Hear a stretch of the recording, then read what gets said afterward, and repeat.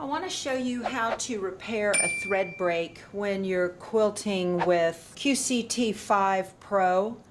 And in this train pattern right here, I had a thread break as the smokestack was coming here and it makes this little point. I got a thread break right there, and then everything after was not stitched, even though it looks like it was. So when that happens, the screen will have a big stop button, and you want to hit that stop button and it'll come to a stop. And then you need to go back.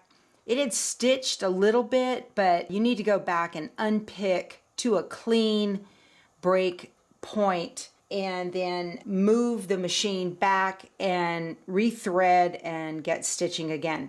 So to do this, I have already unpicked what did not stitch properly. So there are a couple different ways that you can do this. So you have release carriage, you've got a toolbox, repair pattern, trace, pull bobbin, and sew. I'm going to go to release carriage.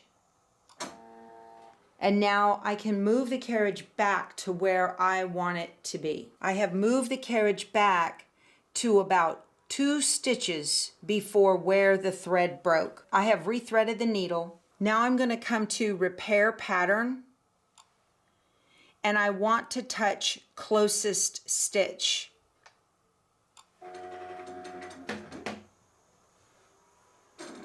The machine has reoriented itself right to that closest stitch that I have put it at.